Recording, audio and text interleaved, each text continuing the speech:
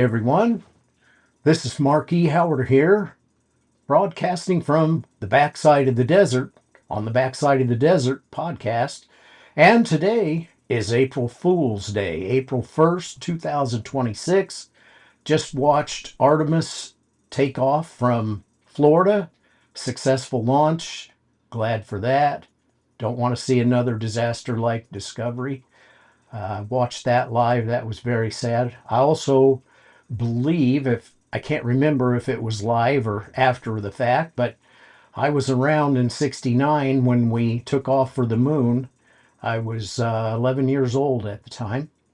But today is April 1st. I'm not doing any April Fool's jokes because there's just too much seriousness going on.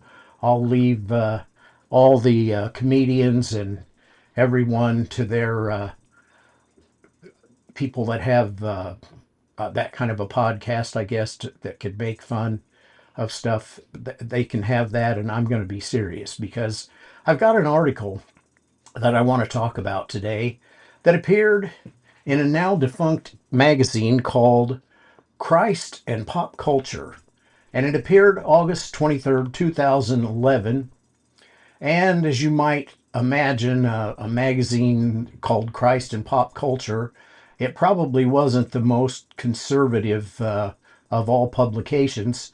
However, the guy that wrote the article uh, called Alcohol, John MacArthur, and the Growing Pains of Christian Liberty, I couldn't agree with everything the man said, but he disagreed with, because he disagreed with John MacArthur on some minor points, and I did not. I agreed with everything John MacArthur said, but overall, he had some really good things to say. And I'm going to purposely leave out the things that he didn't agree with because I can't really think that that would serve any purpose for the purpose of my podcast. So the article was written in this up and comer pop culture Jesus mixture magazine that's now defunct by a man named Alan Noble. And I don't know anything about Alan Noble. He may be a great guy, he may not. I don't know. You can look him up and decide for yourself. I'm not making any judgments. I'm only reading some of the things that he said, and I liked probably, I don't know, 75, 80, 90% maybe of all the things he said. The only things I didn't agree with were the two or three little things that he didn't agree with MacArthur on. And I don't agree with MacArthur in everything, but the next podcast, this one's only going to be about 10 minutes or so. I'm going to try to put one 10-minute or so podcast out a day from now on, as much as I can. May not always make it, but that's the plan. So today's podcast is going to be short. Most of mine will be. Now and then I might have something longer, but today, count on about 10 minutes. And then tomorrow and the next day, we will keep going with this series. And today's podcast is about the article called Beer, Bohemianism, and True Christian Liberty that was picked up by a Jesus Pop Culture magazine that's no longer going. And the original article written by John MacArthur in August 20th of 2011 on the Grace to You blog. And of course, as everyone knows, John MacArthur pastored the Grace Community Church in Sun Valley, California, and was head of the Grace to You ministry along with my friend. I call him that. He knows who I am. I wouldn't be on his list of 10 people to call in a case of emergency, but I'm proud to call Phil Johnson a friend. He agreed to do a interview with me, which will be coming up soon. And I also did a live interview with Jill Martin Rishi of Dr. Walter Martin Rishi's oldest daughter, famous for authorship, very well-known right-hand man, right-hand woman of Jan Markell and Olive Tree Ministries. And so that'll be coming up soon. So all I have to do is figure out a little bit more how to edit. And this podcast and all of mine for a while will be very raw. There's no AI, there's no correction, there's no anything, because I don't know how to do that yet. So I'm sorry, but what you see is what you get. So back to the article that was part of a series of articles that the veteran pastor John MacArthur wrote to address some of his concerns with the young, restless, and reformed movement. And you have to remember that this was back in 2011, so this is not new. This was 15 years ago. And of course, John MacArthur is no longer with us. He is in heaven now and walking the streets of gold. And man, what a neat reward that guy would have. So MacArthur wrote this art. Yeah, MacArthur. I have a friend named John MacArthur, but I'm talking about John MacArthur today. And he wrote the article out of concern for church leaders who are overly excited about their Christian freedom to drink alcohol. And as often happens in debate about such hot button issues, MacArthur's article was met with some strong responses. Some agreed, like me, and a lot didn't. And I'm especially imagine a lot of the readers of that Pop Culture and Jesus Mixture magazine probably it did not go over very well. And the author of the article that talked about MacArthur's article in the Pop Culture magazine more or less stated so that there was a lot of criticism. So this guy actually more or less wrote to defend MacArthur. And so naturally, the discovery of Christian freedom means it's party time to some people. And nobody likes the guy who tries to come and turn the lights out and declare the party's over. And Alan Noble, the guy who wrote about MacArthur's original article, doesn't think that that's what MacArthur did in his article. And he went on to continue and say, you can search that document up and down, but you'll never see a place where MacArthur says partaking of alcohol is sin. I really do not think he cares if you drink a beer or a glass of wine.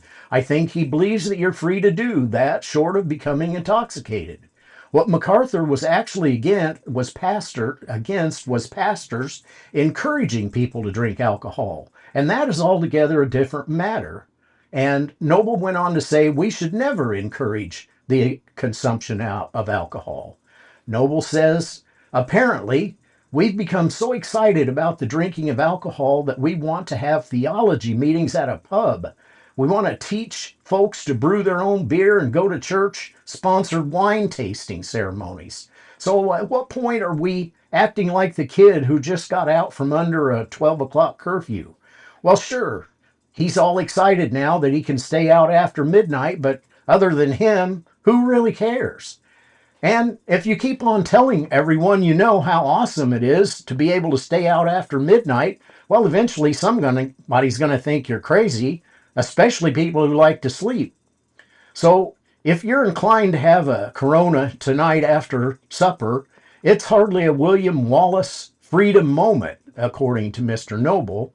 And he said he took his article from MacArthur to be a challenge simply for us to grow up and quit acting so darn silly about alcohol. So first of all, non-Christians could care less that you suddenly feel free to have a Sam Adams.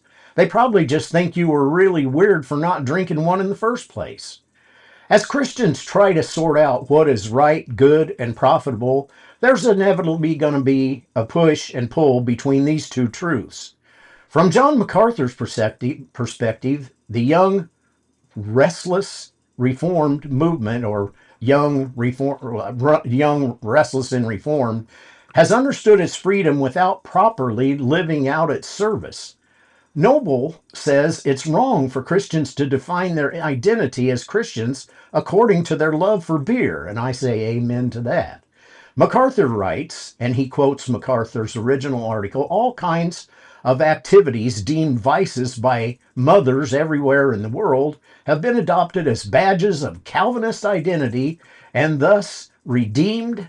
Tobacco, tattoos, gambling, mixed martial arts, profane language, and lots of explicit talk about sex. And MacArthur goes on to note that until fairly recently, no credible believer in the entire church world age would have ever suggested that so many features evoking the ambience more of a pool hall or a casino would be suitable insignia for the people of God. So, this tendency to emblazon oneself with the symbols of carnal indulgence as if they were valid badges of spiritual identity is one of the more troubling aspects of the YRR, or the Young Restless and Reformed Movement's trademark restlessness, and emphasis on the word restless. The problem is that these YRR pastors are using tobacco and its use of it, and formerly taboo cultural practices like drinking beer and wine and having a highball after supper for their insignia or their spiritual identity. When the Apostle Paul talks about preventing a brother from stumbling in chapter 14 of the book of Romans, it's in a specific context. Quote, "For if your brother is grieved by what you eat, well, you're no longer walking in love," end quote. So, if Paul was saying that we should do nothing which might potentially grieve someone, then he would have to say that it's never appropriate to eat meat sacrificed to idols or to drink wine, since potentially even purchasing these items might encourage someone to think that it's appropriate to eat them or drink them. But Noble says that rather the verse implies knowledge of the brother who is grieved, not some general brother out there in the world somewhere, because then all you have is a lowest common denominator. And in a world like that, all you would have is a world where the person with the most hang-ups and the most taboos would limit everyone's freedom. And so it's not some potential mythical brother out there somewhere at the lowest common denominator with the weakest faith, but someone you know specifically who would be hurt if they saw you exercise your liberty. So, according to Alan Noble, what MacArthur's post and the conversation that it produced suggest is the tremendous need for culture to be discussed in community, because that's the only place where we can lovingly exercise our freedoms and still be a most dutiful servant of all. And that concludes today's podcast. Hopefully, for you, the end of part one was short, sweet, and hard to beat, and on the victory side. And please stay tuned tomorrow for another short podcast where we will discuss John MacArthur's actual article instead of someone else's critique or comments about the actual article.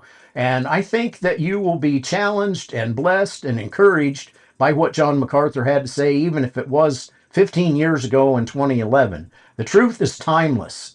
Thank you for tuning in today for this installment of the Backside of the Desert podcast. I'm your host, Mark E. Howerter, broadcasting out here in the backside of the Sonoran Desert with all the little desert critters and no people. There's no one here but me and all the desert critters. So thank you for tuning in, Mom. And my mom can't tune in anymore. So my biggest fan can't count on anymore. But my mom would have watched if she were still here. So for the 2 or 3 people that watch my podcast, thank you. Spread the word if you like it. If you didn't like it, just let it go on by. Thank you. God bless you, and tune in tomorrow to the Backside of the Desert. I'm Mark E. Howerter signing off. Goodbye.